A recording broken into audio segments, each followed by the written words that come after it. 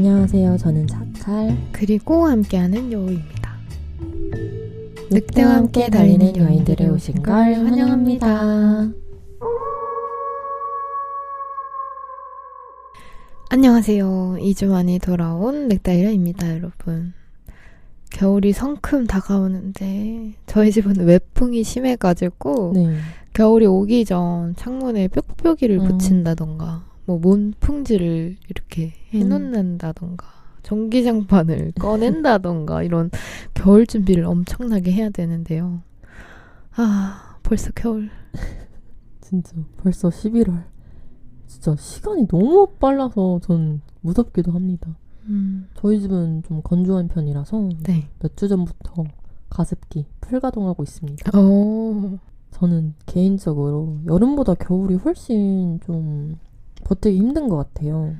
겨울 오면 괜히 몸도 마음도 움츠러들게 되는 것 같고 동물들도 그리고 또 사람들도 본능적으로 이제 웅크리게 되는 것 같습니다. 그쵸.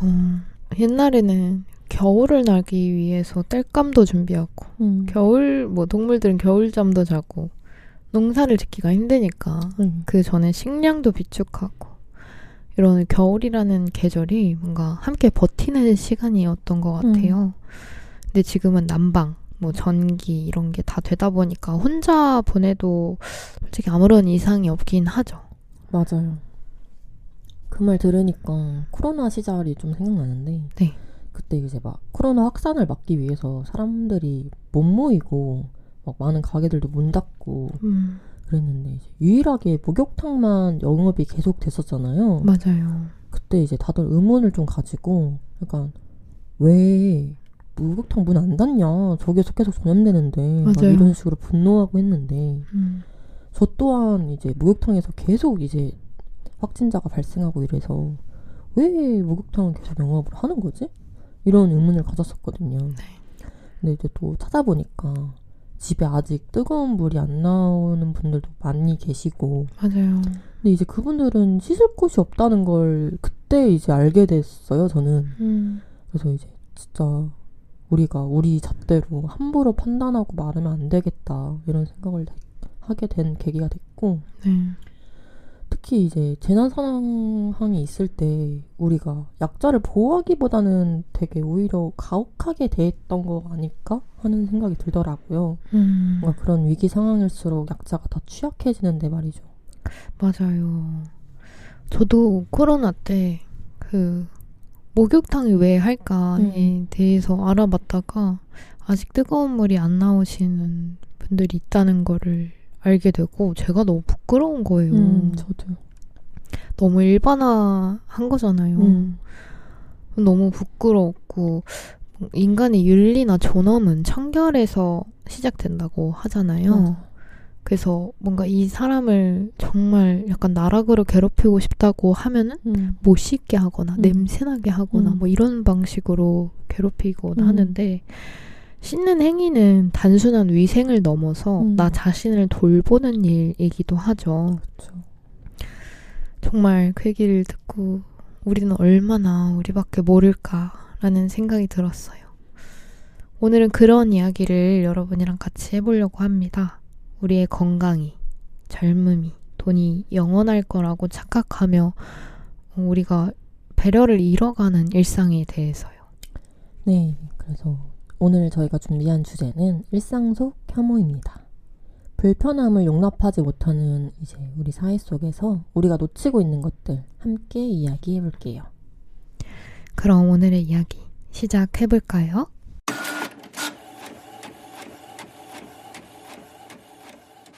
먼저 요즘 사회는 불편함을 잘 용납하지는 않는 것 같아요. 뭔가 조금만 불편해도 바로 배제하거나 제거하려고 하는데 네. 이제 대표적인 예가 노키즈존이 아닐까 싶습니다. 조용한 공간을 이유로 아이들의 울음을 소음이나 민폐로 규정하고 부모를 향해서 이제 짜증을 내는 거죠. 근데 사실 저도 비행기에서 아이가 내내 울면 솔직히 한숨 나오고 짜증나요. 근데 하지만 그 아이가 자기 울음을 통제할 수 없는 그냥 진짜 아이기 때문이잖아요. 그쵸. 우는 것 자체가 누군가를 괴롭히기 위해서 우리에게 짜증을 유발하려고 우는 게 아니잖아요. 맞아요. 근데 이제 또 이 대목에서 그러면 아이가 진짜 그 귀통증 때문에 우는 건데 그렇게 괴로워서 울 정도면 부모가 비행기를 안 태우는 게 맞지 않나? 이렇게 말씀하시는 분들도 있더라고요. 그런 생각이 저는 들 수도 있다고 생각을 해요. 네. 근데 이제 모든 비행이 사실 여행이나 그런 레저 목적은 아닌 거잖아요. 아니죠. 그 사람의 사정은 우리가 다 모르는 거니까. 그렇죠. 누군가에게는 진짜 필수적인 이동 수단일 수도 있는 거죠. 네. 그래서 뭔가 하나하나 나의 불편함 때문에 누군가를 배제하기 시작하면 그게 결국은 다 우리에게 돌아오지 않을까. 맞아요. 저는 아이도 아니고 부모도 아니다 보니까 노키즈존에 신경을 아예 쓰지 못할 때도 있었습니다. 근데 어느 순간 의문이 드는 지점이 있는 거예요. 제가 어린이라는 세계의 책을 읽고 더 깊게 생각을 해본 건데 이게 김소영 작가님의 에세이거든요. 안에 이런 내용이 있어요. 돈을 내고 사용하는 공간에서조차 심사를 받아야 하는 것이 차별이 아니면 무엇이 차별인가? 세련된 노인이나 깨끗한 남성, 목소리가 작은 여성만 손님으로 받는다고 하면 당장 문제라고 할 것을 왜 어린이에게는 이렇게 아무렇지 않게 차별하는 걸까? 중요한 차이가 있긴 하다. 그들에게는 싫은 내색을 할 수 없고 어린이, 그리고 어린이와 함께 있는 엄마에게는 할 수 있다는 것. 그것이 바로 약자 혐오다. 라고요. 맞아요. 그리고 실제로 한 설문조사에 따르면 노키즈존을 경험한 부모의 70% 이상이 심리적인 위축을 느꼈다고 합니다. 사실 그냥 시끄럽게 떠드는 어른은 그냥 매너 없는 사람으로 치부되고 마는데 아이가 시끄럽게 울면 이제 뭐 출입금지 대상이 돼버리는 거잖아요. 그게 저는 사회가 약자를 다루는 안 좋은 방식이라고 생각을 하고 겉으로는 이제 질서나 효율을 말하지만 사실은 그냥 저희의 참을 여유의 부재인 거죠. 그렇죠. 그런데 이런 태도는 사실 아이뿐 아니라 다른 집단에서도 그대로 적용된다고 저는 믿습니다. 맞습니다. 그리고 사실 전 너무 슬퍼요. 그 노키즈존 입구에 써있는 게. 노키즈존을 아이들도 다 알고 있대요. 뭐 유치원생들도 다 알고 있고. 그러니까 우리를 싫어하는 사람이 있다는 걸 아주 어렸을 때부터 느낀 거죠. 근데 이게 싫어하는 이유가 존재만으로 싫어하는 거잖아요. 그쵸. 그러니까 나의 존재만으로 차별을 받는 경험을 아주 어릴 때부터 하게 되는 거고. 근데 이게 너무 마음 아프지 않아요? 이게 선택이 아니잖아요. 어린이는. 왜 제약을 받고 눈치를 보고 해야 되는 걸까요? 우리 다 지나온 과정이잖아요. 우리 모두 어린이에서 어른이 되는 거잖아요. 그리고 저는 맘충, 뭐 이런 단어, 배드 페런츠존도 동일하다고 생각해요. 일부 부모의 행동을 빌미로 전체를 조롱하고 혐오하는 거죠. 그리고 사실 이런 언어들이야말로 가장 세련된 형태의 폭력이에요. 모든 부모를 말하는 게 아니다 라고 하지만 그 말 속엔 이미 전체가 낙인 찍혀 있거든요. 맞아요. 사실 그 노키즈존을 아이들이 인식하게 되면 그 아이들이 받을 상처도 문제지만 이게 당연한 거구나 하는 그런 인식 자체가 생겨나는 게 되게 위험하다고 생각을 하거든요. 그 어린 아이들이 그냥 어떤 존재는 차별받아도 되는 존재라고 인식을 하면은 그게 더 인식들이 쌓여가는 거잖아요. 그렇죠. 자기가 또 다른 차별을 해도 왜 안 돼? 자기는 이걸 경험한 사람인데 이게 왜 안 돼? 라고 생각할 수도 있는 거고. 맞아요. 그게 되게 위험한 포인트라고 저는 생각을 하고. 그렇죠. 또 하나는 이제 노인 혐오가 정말 위험한 것 같은데 이제 젊은 사람들만의 공간이 많고 또 나이 든 사람들의 그런 느린 행동에 불편함을 드러내는 경우가 많죠. 그렇죠. 키오스크가 늘면서 기술에 익숙하지 않은 노인들이 대기하는 장면에서도 많은 사람들의 짜증 섞인 시선을 쉽게 볼 수도 있고. 맞아요. 그리고 보이지 않는 장애인도 있죠. 뭐 지난화에서 얘기했던 베리어 프리 시설처럼요. 사회는 종종 장애를 너무 협소하게 정의하잖아요. 눈에 보이는 장애만을 기준으로 하니까요. 근데 실제로는 뭐 만성 피로, 우울증, 자폐 스펙트럼, 청각과민, 시각과민 같은 보이지 않는 장애로 일상에서 불편을 겪는 사람들도 많아요. 이들은 티가 나지 않는다는 이유로 지원과 이해의 대상에서도 쉽게 배제되죠.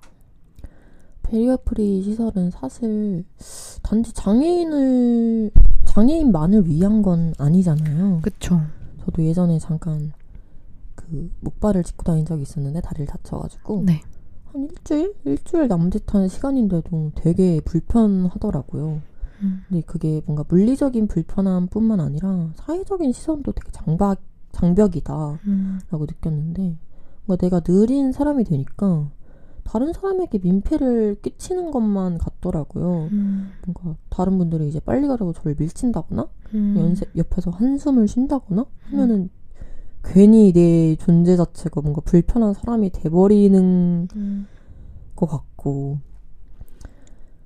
사람들은 약간 도움이 필요할 때 돕기보다는 뭔가 불편한 존재로 대하는 것 같습니다. 아직. 사실 그 베리어 프리는 모두를 위한 개념인데 여전히 그 특정 집단의 문제로만 여겨진다는 게 저는 그것이 문제인 것 같고, 장애인분들을 위한 시설들이 많아지고 그게 이제 디폴트가 되면 뭔가 진짜 우리가 다치거나 뭔가 임산부가 유아차를 끌거나 하다못해 짐이 많아서 캐리어를 끌 때도 훨씬 수월하게 할 수 있는 거잖아요. 그쵸. 뭔가 이동을 할 수 있는.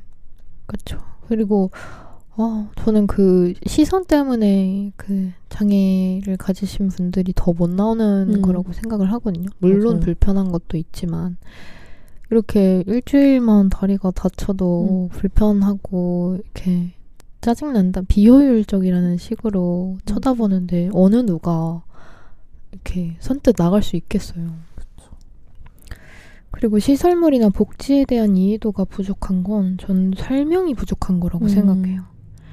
물론 모두 대충은 다 알고 있지만 이런 게 왜 필요한지, 어떤 사람이 사용하는지. 근데 이 마음에 대한 이해도가 높지 않으니까, 그러니까 메타인지가 없으니까 사회에서 자꾸 배제되는 거 아닐까요? 물론 다 알고는 있죠. 이거를 누가 쓰고. 근데 어떤 마음으로 이런 거를 우리가 적극적으로 해야 되는지를 전혀 이해하지 못하고 있는 것 같거든요. 우리는 왜 약자를 보면 불편할까요? 저는 그 불편함의 근원에 두려움도 있다고 생각해요. 뭔가 저렇게 되고 싶지 않다는 마음이 무의식적으로 작동하게 되는 거죠. 맞습니다. 결국 약자 혐오는 나의 두려움을 투사하는 일일지도 모릅니다. 난 괜찮아 라는 그 자기 방어 뒤에는 언젠가 약자가 될지도 모른다는 그 불안이 숨어 있는 거죠. 그렇죠. 심리학에서 욕을 쓰는 방식에 대해 흥미로운 지점이 있는데, 욕에는 보통 본인의 컴플렉스가 투영되는 경우가 많다고 합니다. 사회 약자를 혐오하는 발언을 자주 하시는 분이 사실은 자기도 약자이거나 그렇게 될 수 있다는 공포를 느끼는 사람인 거죠. 그래서 약자 혐오는 정말 자기 혐오의 연장선일 수도 있겠네요. 나와 다르다고 선을 긋는 건 또 일종의 나르시시즘처럼 느껴지기도 합니다. 물론 사람은 완벽할 수 없죠. 다른 사람을 싫어할 수도 있고, 좋아할 수도 있고, 불편할 수도 있고. 근데 이 모든 감정을 굳이 표현하고 너무나 냉소적인 태도로 살면은 전 공동체가 파괴된다고 생각하거든요. 이게 너무 진부한 표현이지만 저희 다 같이 더불어 사는 세상이잖아요. 맞아요. 근데 일상 속에도 진짜 그런 장면이 많은 것 같은데, 아이가 생기면 식당에 가기 전에 놓기지 전인지 먼저 확인을 해야 되고, 또 뭐 나이 든 직원의 느린 업무 처리에 짜증을 내기도 하고, 그리고 전 개인적으로 그 피해자 비난 심리도 너무 심한 것 같다 생각을 하는 게, 어떠한 상황에서 피해자들에게 왜 미리 대비하지 못했냐, 그런 식의 피해자의 책임을 묻는 여론들이 형성되기도 하잖아요. 그쵸. 뭐 아까 오프닝에 말했던 예시처럼 코로나 시절에 이제 목욕탕을 왜 가냐, 뭔가 이런 식으로 말을 한다던가. 근데 저는 이게 다 나는 그들과 달리 뭐 나는 법을 잘 지켰고 나는 밖에 안 나갔고 난 열심히 살았으니 피해자가 될 리가 없다는 그 믿음 때문에 생긴 결과가 아닐까 싶기도 한단 말이에요. 하지만 저희는 언제나 그 기득권, 그 위치에만 있을 수는 없습니다. 그쵸. 오프닝 때도 말했듯이 나의 젊음, 건강은 영원하지 않으니까요. 그쵸. 이 뭔가 나는 그들과 달라서 비난하게 되는 구도에 우월주의도 확실히 있는 것 같습니다. 맞아요. 선을 딱 긋는 거죠. 난 얘랑 달라. 뭔가 왜냐면 나는 뭐 심리학에서도 그런 게 있잖아요. 내가 좋은 사람을 뭔가 구분 지으려면 좋지 않은 사람을 계속 둬야 하니까. 인터넷 속 노인 혐오도 심각하죠. 꼰대라는 말이 너무 쉽게 조롱의 도구로 쓰이기도 하고요. 이거 말고도 너무 많은 혐오의 말들이 시대가 변할 때마다 새로 생기는데 이 집단무의식 속의 혐오가 계속 대물림되고 있는 느낌이. 맞아요. 뭔가 장애인도 그 옛날에 막 그런 교육을 받긴 했던 것 같은데 어떻게 배려해야 되는지. 근데 우리는 여전히 존중이 아닌 동정의 시선으로 소비하게 되죠. 뭔가 약자를 수동적이고 무능한 존재로 자꾸 규정을 해버리는 거예요. 맞아요. 제가 옛날에 패스트푸드점에 혼자 갔는데 어떤 할아버님이 키오스크 사용이 어려우셨나 봐요. 그 메뉴판도 요새는 따로 없잖아요. 맞아요. 그래서 광고처럼 이 전광판에 몇 초씩 나오는 메뉴들을 뚫어지게 보고 계시다가 그걸 하나를 이렇게 보시고 그 주문을 하려고 앞에 섰더니 직원분이 그 키오스크로 하시라고 짜증내시는 거예요. 그래서 이렇게 하고 키오스크로 서서 가만히 계시길래 제가 할아버님 도와드린다고 하고 옆에 가서 혹시 기분 너무 상하셨을까봐 그냥 저는 맞장구 조금 치려고 기분 나쁘셨을까봐 원래 이거 직원들이 알려주셔야 되는데 뭐 이런 식으로 뭐 안 알려주셔서 제가 해드릴게요. 원래 당연히 알려드려야 되는 일이에요. 그래서 막 이렇게 하셨더니 아니라고. 저 직원분 바빠서 그런 거라고. 저한테. 참 어른이시다. 그쵸. 저한테 그분 편을 들어주시는 거예요. 바빠서 그런 거라고 괜찮다고. 사람 많지 않냐고. 그래서 이렇게 웃으면서 말씀하시는데 너무 울컥했던 적이 있어요. 그러면서도 저렇게 멋진 어른이 되고 싶다라고 생각을 했었고요. 근데 진짜 사회가 점점 더 이제 가속화를 밟으면서 발전해 갈 텐데 우리가 늙으면 어떤 세상이 올까요? 과연 저희가 따라갈 수 있을까요? 아예 배제되어 버리진 않을까요? 저는 이런 게 두렵기도 합니다. 할아버지가 말씀하셨듯이 직원분의 짜증도 진짜 어쩌면 이 효율에 미친 사회 때문에 뭔가 무의식적으로 나온 게 아닐까 싶기도 해요. 그렇다고 해서 그게 옳다는 건 아니지만 근데 사실 청년 세대도 취업난이나 주거 문제 이런 걸로 약자의 위치에 있는 부분도 분명히 있잖아요. 그쵸. 그런데 동시에 뭐 노인 혐오나 장애인 혐오에 가장 적극적인 세대이기도 하고요. 그쵸. 근데 이게 자신도 힘들다 보니 다른 약자를 배려할 여유가 없다고 느끼는 거 아닐까 하는 생각이 드는데 근데 결국 이거는 약자끼리 싸우게 만드는 구조적인 문제잖아요. 그쵸. 제가 그 영화 기생충 보면서 좀 비슷한 감정을 느꼈었는데 그 송강호 기태기네 가족이 조여정 그 이성균님 연교 집으로 이제 들어가면서 지하실에 숨어있는 근세랑 막 이렇게 싸우잖아요. 근데 저는 그 대목에서 왜 기택이랑 근세는 연교랑 성균이한테는 대물 들지 못하고 왜 둘이서만 싸워야 될까? 왜 약자들끼리만 서로 물어뜯고 싸워야 되는 걸까? 이런 생각이 좀 들어서 좀 슬펐단 말이에요. 지난 시간에도 저희가 말했지만 우리는 어떤 상황에서는 피해자이고 또 어떤 상황에서는 가해자인 거잖아요. 청년이 노인을 혐오하지만 그 청년도 뭐 직장에선 차별을 받을 수도 있고 그쵸. 여성이 성차별을 겪지만 그 여성도 장애인을 불편해할 때가 있는 거죠. 그쵸. 그래서 저는 우리 모두가 이 주제에 대해서 한 번씩이라도 생각해 본다면 사회가 좀 좋은 방향으로 나아가지 않을까. 맞습니다. 바쁘거나 예민한 상황은 누구나 있고 그래서 그러다 보면 미처 신경 쓰지 못하는 상황도 분명히 생기겠죠. 사람이니까요. 근데 말씀하신 것처럼 우리 정말 생각해야 돼요. 자주. 진짜 중요한 게 뭔지. 우리는 일을 하거나 돈을 벌거나 효율적으로 빨리빨리 처리하기 위해서 사는 존재가 아닙니다.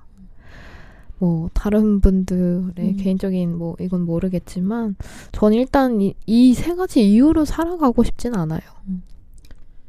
그리고 그 장애인 시위에 대한 반응을 봐도 그런 혐오 시선이 되게 뚜렷한 것 같은데 네. 보통의 반응이 저는 이거 같거든요. 아, 이해는 하는데 왜 하필 출퇴근 시간에 하냐 이런 말이 많잖아요. 네. 근데 하지만 그 시위가 불편하다는 건 결국 우리가 편한 사람들의 관점에서만 세상을 보고 있다는 뜻이겠죠. 그쵸. 사실 이 말이 진짜 모순적인 게 그들은 비장애인들에게 보이기 위해서 출퇴근 시간에 시위를 하는 거란 말이에요. 맞아요. 아무도 없을 때 하면 과연 관심이나 가져줄까요? 그쵸. 맞아요. 근데 이걸로 되게 논란이 엄청 많이 됐었잖아요. 장애인 시위에 대해서. 근데 이 시위로 인해서 약간 장애인에 대한 시선이 정말 안 좋아졌죠. 근데 이렇게 돌아가는 여론을 보면서 저는 정말 서로 이해하려는 과정이 없어졌구나. 그러니까 작가님이 말씀하신 것처럼 왜 아침에 할까? 뭐 이렇게 궁금해하는 게 아니라 왜 아침에 해? 왜 굳이 나는 출근해야 되는데 내가 피해를 보잖아. 왜 남을 피해를 주면서까지 해야 돼? 하는 인식이잖아요. 그니까요. 근데 그거를 그러면은 저는 장애인분들을 탓할 게 아니라 그 시설을 안 만들어주는 그 주체에다가 항의를 하는 게 옳다고 그쵸. 생각을 하거든요. 맞아요. 왜 그 사람들한테는 항의를 하지 않고 약자인 사람들한테만 화를 내냐는 게 저는 되게 답답한 부분인 것 같고 정말 약자 혐오가 너무 쉽고 간단한 것 같아요. 왜냐면 나한테 영향력을 줄 수 없으니까 약자니까 소수고 그래서 더 아무렇지도 않게 하는 것 같아요.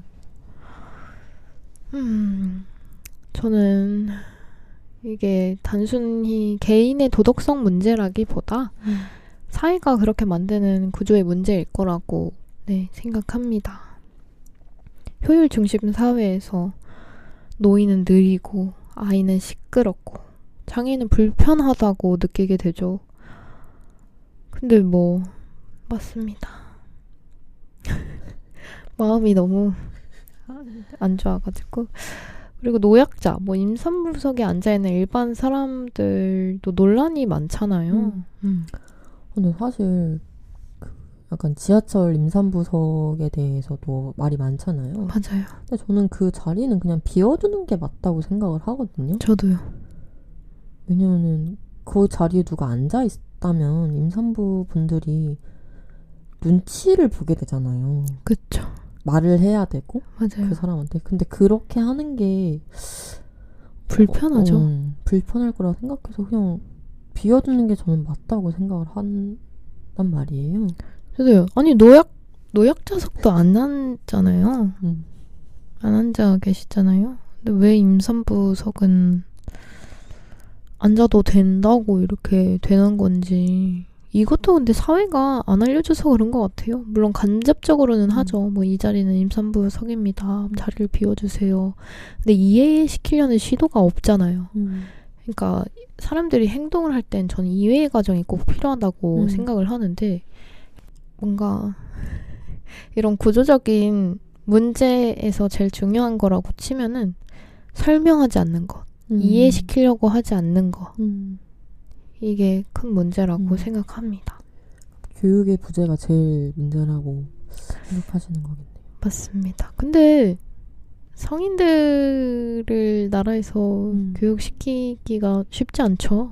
그렇죠. 그러니까 어릴 때. 맞아요. 지금이라도. 맞아요. 맞습니다. 네, 진짜 그 효율에서 배제된 사람들 뭔가 빨리빨리 이 문화 속에서 우리는 그 배려를 시간 낭비로 여기게 되는 것 같아요. 사실 키오스크가 효율을 위해 도입했다지만 실제로는 인건비를 절감하는 게 목적인 거잖아요. 그쵸. 이제 그 과정 속에서 노인들은 자연스럽게 배제돼 가고 있는 거고. 맞아요. 근데 진짜 더 심각한 건 이런 배제가 당연하다 이렇게 받아들여지는 게 문제가 아닐까요? 시대에 적응을 못하는 사람의 문제로 이제 치부돼 버리는 거잖아요. 맞습니다. 그 한병철님 아시죠? 철학자. 네. 그 피로사회에서 이렇게 말씀하셨어요. 성과사회로의 전환 이후 사람들은 서로를 경쟁자로 느끼게 된다. 생산성과 효율이 최고 가치가 되면서 그 기준에 맞지 않는 존재들은 배제됩니다. 라고요. 아까도 비슷한 얘기를 했지만 우리는 성과 내기 위해 사는 게 인간이 아니잖아요. 그쵸. 그저 살면 되는 거고 잘 살기 위해서 발전하다 보니 이렇게 상업 사회가 된 거고. 네. 근데 뭔가 이 대목까지 왔을 때는 지금 자본주의 사회는 실패한 게 아닐까. 저는 이렇게 느끼는 것 같아요. 그렇게 보면 진짜 이 약자 혐오가 결국 미래의 나에 대한 혐오라고 저희가 아까 얘기했잖아요. 네. 근데 그게 진짜 우리도 언젠간 나이 들고 진짜 아프고 느려지는데 그래서 지금 뭔가 우리가 너무 생산성 강박에 무게를 주고 갓생을 추구하면서 빨리빨리 뭔가를 이루려고 노력한다는 것 자체가 뭔가 이 자기 혐오를 부르는 장치일지도 모른다는 생각을 해요. 진짜 사회적인 구조가 문제라는 생각을 합니다. 맞습니다. 지금 이 젊은 세대가 노인 혐오를 할수록 그 자신이 나이 들어감에 대한 두려움은 또 커지면 이게 또 자기 혐오고 정말 악순환이잖아요. 그쵸. 그리고 끊임없이 누군가를 미워하고 뭐 이렇게 헐뜯고 그 혐오할 부분을 찾고 그거를 공유하고 저는 가끔은 인터넷 기사를 보거나 뭐 이런 SNS 들어가는 게 가끔 무서울 때가 있어요. 너무 그런 컨텐츠들이 많으니까. 일단 컨텐츠도 너무 쏟아지고 거기에 여과 없이 달리는 그런 개인의 생각들이 전 너무 무섭더라고요. 그래서 가끔은 정말 솔직하게 가끔은 주변 사람들이랑 얘기할 때 무서울 때도 있어요. 왜요? 혹시 이런 사상을 갖고 있진 않을까? 네. 그건 이게 뭐 간단하게 생각하면 뭐 이런 생각도 할 수 있고 저런 생각도 할 수 있고 내가 알려줘서 이 사람이 이해하면 바뀔 수도 있잖아요. 근데도 무섭더라고. 제가 무서운 감정이 들더라고요. 그래서 자연스럽게 뭔가 이런 예민한 주제가 나오면 피하게 되는 거예요. 근데 맞아요. 저는 그 약간 인터넷 기사나 이런 댓글을 볼 때는 그게 약간 익명으로 달릴 때도 많잖아요. 그래서 뭔가 저는 솔직히 좀 그때까지만 해도 뭔가 알바 썼나? 뭔가 뭐, 믿을 수가 없으니까.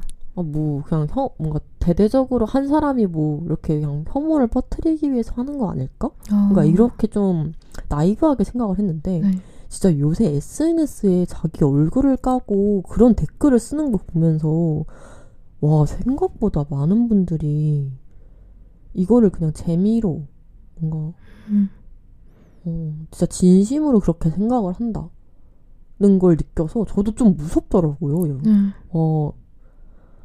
이렇게나 많은 사람이 이게 정말 옳다고 생각을 해서 자기 신념을 가지고 그런 댓글을 쓰는 거잖아요. 그렇죠. 그 지점이 저도 똑같이 무섭다고 생각이 드는 것 같아요. 맞아요. 가끔은 이게 그 밀려드는 그런 혐오 발언 속에 있다 보면 저도 가끔 헷갈릴 때가 있거든요. 내가 틀리나? 내가 잘못 생각하는 건가? 이게 맞나? 왜냐면 우리나라뿐만이 아니라 전 세계적으로 뭐 다양한 사람이 있으니까 근데 지금 전 세계적으로 공동체 파괴가 되고 있잖아요. 엄청 양극화되면서 서로를 비난하고 혐오하는 게 너무 당연해졌고. 근데 우리 뭐 이 사회도 지금 이 순간은 처음인 거잖아요. 그러면 결국 우리는 어떻게 될까? 우리는 인류는 어떻게 될까? 뭐 이런 생각도 듭니다. 진짜 혐오를 뭔가 퍼뜨리고 다니는 게 정말 문제라고 생각을 하는 게 네. 자기의 신념을 갖고 있는 사람도 그런 걸 보다 보면은 네. 의원님이 말씀하셨다시피 내가 잘못 생각하고 있는 건가? 이 사람이 말하는 게 옳은 건가 하고 동화될 수 있단 말이에요. 맞아요. 근데 그게 뭔가 누군가는 이 사람이 잘못된 거야 라고 넘길 수도 있지만 누군가는 정말 뭔가 그런 신념을 갖고 있지 않은 그냥 무정부 상태의 어떤 분이었다면 이 사람의 신념이 홀라당 넘어가 버리는 거죠. 그쵸. 그런 경우가 되게 많고 그쵸. 그걸 보면서 진짜 이게 유행처럼 번지는 게 저는 너무 무서운 것 같아요. 혐오가요? 지금 막 전쟁이 나고 지금 이 시대에 전쟁이 나고 하는 걸 보면은 저는 인류의 끝이 어쩌면 이런 기후나 이런 지구 변화 뭐 이런 것 때문이 아니라 인간 스스로의 파멸. 네. 우리 스스로 파멸을 할 수 있겠다라는 생각이 듭니다. 왜냐면 안전할 거라는 착각이 진짜 위험한 것 같거든요. 여러분 지금 전쟁이 일어나고 있어요. 근데 이게 우리한테 일어나지 않을 거라는 보장이 있냐고요. 근데 전쟁이 왜 일어나냐? 그럼 뭐 단순하게 생각하면은 거기 뭐 대통령들이 뭐 이런 게 안 맞아서 뭐 그게 아닐 수도 있다는 거죠. 이런 사소한 혐오가 전쟁이 될 수도 있다는 거죠.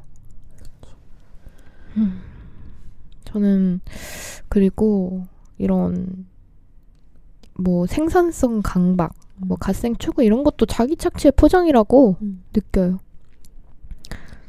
우리는 정말 영원히 건강하고 생산적이고 강한 존재일까요? 왜 우리는 이렇게 영원한 것처럼 구는 걸까요? 우리가 약자가 되는 상황을 전혀 생각하지 않고 왜 지금 딱 한 뼘만큼의 영역까지만 생각할까요? 이게 우리한테 좋은 일일까요? 아니죠. 결국 이 모든 게 저는 자본주의적 강박인 것 같기도 한데 사회는 이 경쟁하는 법은 계속 가르치는데 배려하는 법은 가르쳐주지 않잖아요. 맞아요.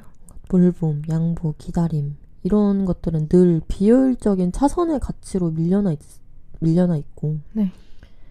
근데 사실 약자를 혐오하는 게 저는 미래의 나와 연대할 기회를 박탈하는 어쩌면 가장 이기적인 선택이 아닐까 하는 생각이 듭니다. 그래서 뭐 우리가 경쟁하게만 만드는 사회 때문에 일상 속에 스며든 것 같기도 해요. 뭐 말하고 싶지 않은 이런 맘충, 뭐 병신, 벙어리 장갑 같은 단어들. 이런 언어들은 증오를 일상화시키고 결국 현실의 폭력으로 이어지잖아요. 실제로. 그래서 저는 증오범죄의 가중처벌이나 차별행위 금지는 단순한 법의 문제가 아니라 우리 사회가 어디까지 인간으로 존중할 것인가의 기준인 것 같기도 합니다. 그러면 우리는 어떻게 바뀌어야 될까요? 우선 저는 타인의 혐오를 나의 불안으로 읽어보는 연습이 필요하다고 생각을 합니다. 나의 자기 혐오, 미래의 나, 그리고 또 과거의 나와 연대하는 일이 되게 중요하다고 생각을 하고 네. 그리고 저는 누군가 혐오 발언을 할 때도 침묵하지 않고 아닌 건 아닌 거라고 말할 수 있는 용기도 되게 중요하고 필요하다고 생각을 한단 말이에요. 맞습니다. 그리고 또 베리어 프리 시설이나 복지 정책에 관심을 갖고 또 지지를 표명하는 것도 굉장히 중요하겠죠. 법이 제도화되면은 사람들의 시선도 따라올 테니까. 그렇죠. 그리고 혐오적인 게시물을 지지하거나 뭐 퍼나르지 않는 것부터 실천할 수 있겠죠. 정말 작은 일이네요. 근데 뭐 이게 시작이니까. 그치. 그리고 노키즈존 같은 공간은 비판적 소비로 대응을 하고요. 네, 해야 된다고 정말 생각합니다. 왜냐면 저는 노키즈존 들어갈 때 네. 이런 생각을 한 적이 있어요.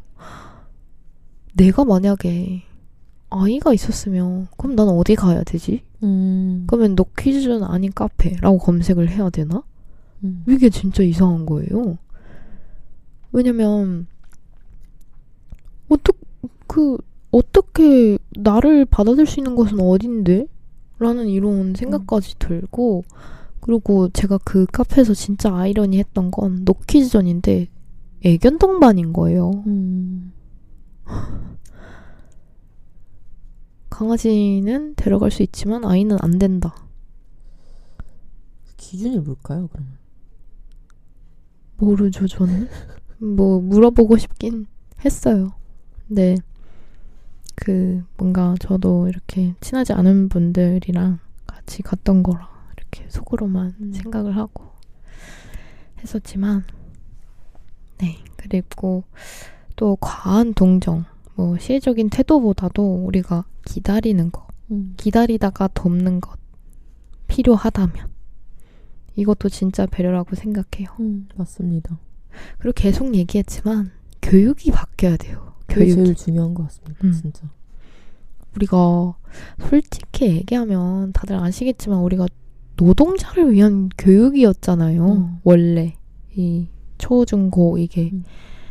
근데 이런 노동자를 만들기 위한 교육이 아니라 뭐 다정함, 생명의 본질, 사랑 이런 거를 배울 수 있는 시간이 중점으로 있어야 된다고 생각하거든요. 뭐 근데 저희 어렸을 때도 생각해보면 조금의 그런 것들은 있었잖아요. 다 같이 뭐 화분 가까보기, 뭐 운동이 됐던 서로를 돕고 뭐 이런 거는 선생님들이 조금씩 알려주긴 했는데 이거는 간접 경험이라고 생각해요. 그래서 뭔가 내 마음 깊은 곳에서 진짜 올릴 수 있는 그런 배움의 커리큘럼이 필요하다고 생각합니다. 맞습니다. 그리고 또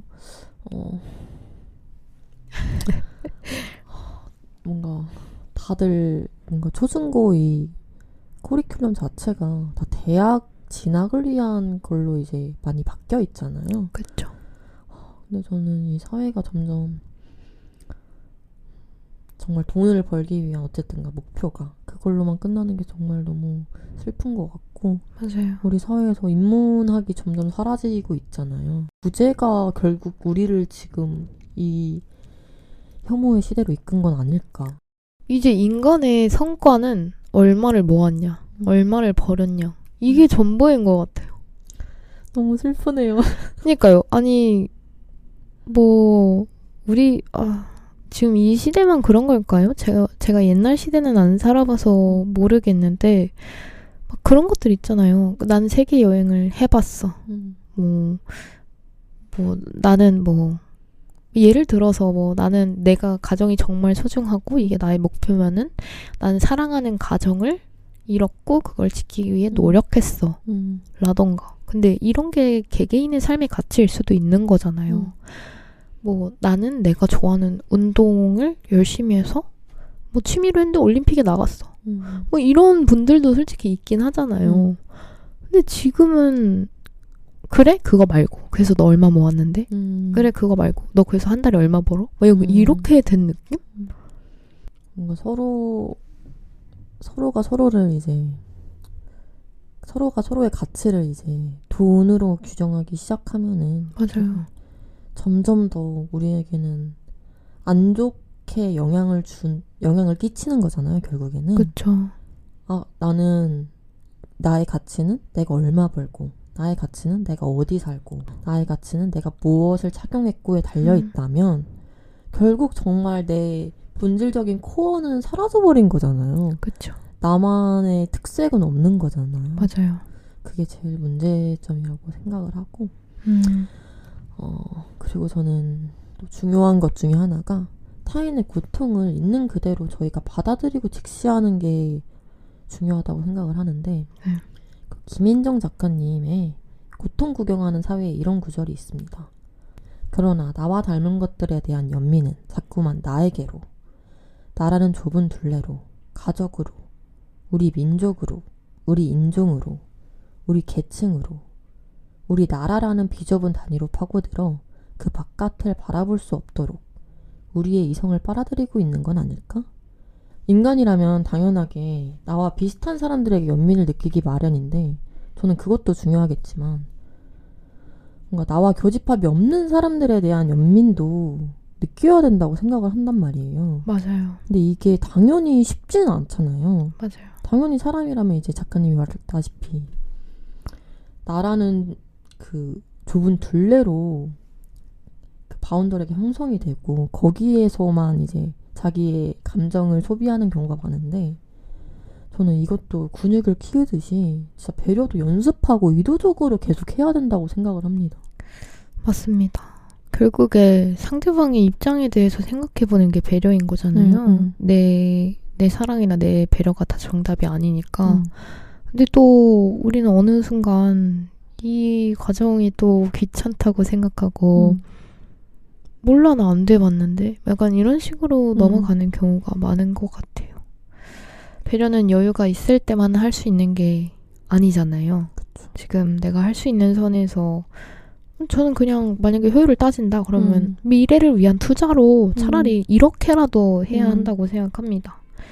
혐오를 개인의 자유로 방치하지 말고 존중과 평등을 일상의 기본값으로 삼는 일. 이거는 뭐 스스로를 위한 일입니다. 맞아요. 그 최근에 제가 만났던 분이 이런 말을 한 적이 있어요. 자기는 요즘 위선이 필요한 것 같다. 그래서 제가 엥? 이렇게 똑같이 방금 저랑 엥? 그게 무슨 말이에요? 이랬는데 위선조차 없어진 시대 같다. 너무나 당연하게 혐오가 많아졌다. 사람들이 자기를 꾸미려고 하는 그런 것조차 노력을 안 한다. 그래서 자기는 위선이 좀 필요하다. 나를 꾸며서라도 그 혐오 표현을 좀 감추어야 되는 게 좀 필요하다. 이렇게까지 말을 하셨거든요. 근데 저는 처음에는 엥? 이랬는데 그 말을 들으니까 사람이 부끄러움을 모르니까 그런 표현을 하는 거잖아요. 그렇죠. 그래서 그게 그런 뜻으로 이해하면 맞는 말이다. 아니 왜 이렇게 그 혐오 발언하는 사람들을 쿨하다고 생각할까요? 부끄러움을 모르는 거죠.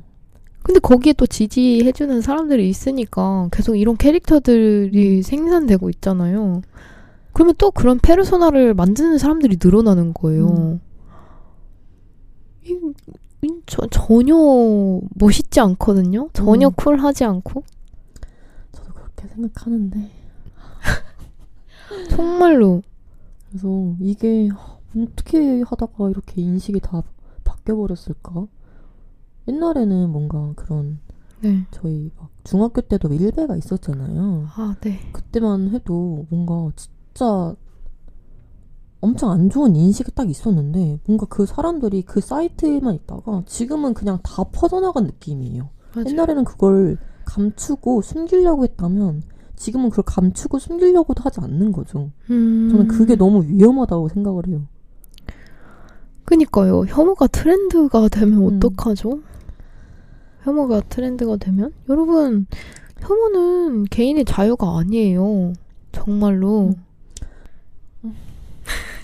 정말 요즘 하여튼 세상은 한숨이 나오지만 어쨌든 저는 작은 변화들이 쌓여서 사회가 바뀔 수 있을 거라고 믿고 싶고 각자의 자리에서 조금씩 다 실천하면은 언젠가 사랑이 혐오를 이기지 않을까 하는 생각을 합니다.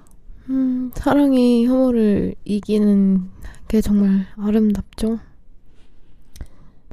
맞아요.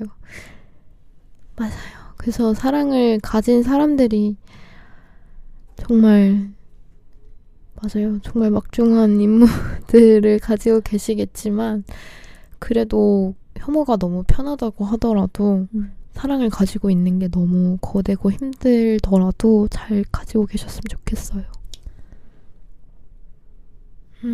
맞습니다. 이런 작은 변화들이 쌓여서 정말로 바뀌겠죠? 네, 그렇게 믿어야죠. 네, 바뀌겠죠? 그러면 이야기 끝내면서 마지막으로 나치 시대를 살았던 독일의 목사 마르틴 니밀러의 시를 낭독하며 마치겠습니다. 처음 그들이 공산주의자들을 덮쳤을 때 나는 침묵했다. 나는 공산주의자가 아니었기에.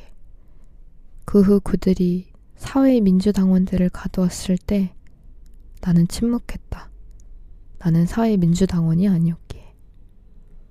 그 후 그들이 유대인들을 잡아갔을 때 나는 침묵했다. 나는 유대인이 아니었기에.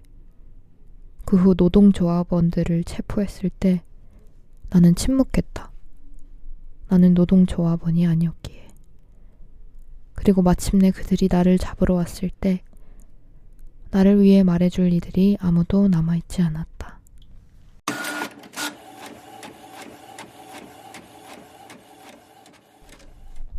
사실 오늘 이야기가 조금은 무겁게 느껴졌을 수도 있다고 생각을 합니다. 그리고 저희가 중간에 조금 뭔가 저희도 모르게 흥분을 해서 네. 그냥 사이퍼처럼 이렇게 말을 하기도 했는데 하지만 저는 변화는 이미 시작되고 있다라고 믿고 있고 네. 사실 베리어 프리 영화관이 늘어나고 노인을 위한 디지털 교육도 확대되고 있죠. 그쵸.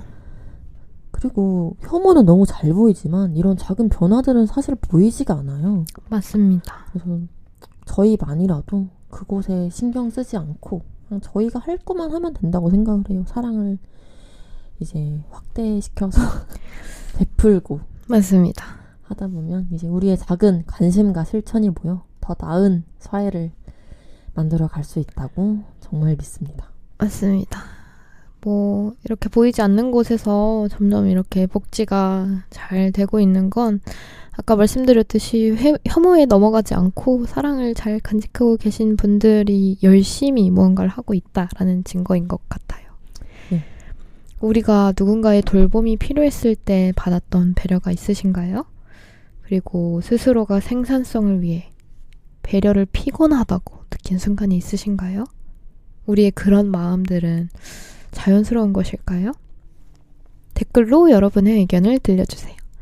그럼 저희 늑달려는 2주 뒤에 또 찾아오겠습니다. 다음에 또 만나요.